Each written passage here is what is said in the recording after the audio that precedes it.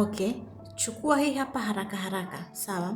Kama unajijua leo una show au una mtu ambaye umepanga miadi naye kukutana naye leo usiku, lakini hauna uhakika kwa sababu maumbile yako hayasimami vizuri na unawahi sana kufika kileleni kuliko kawaida na unashindwa kurudia raundi kwa wakati. Sawa.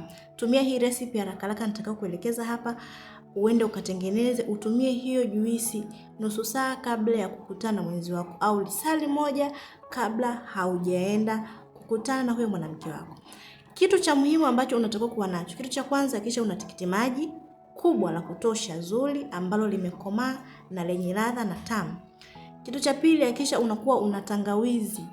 Sio tangawizi kipande kile cha 200, tangawizi kubwa yenye afya iliyokomaa vizuri. Na kitu cha tatu, hakikisha una limao. Sawa?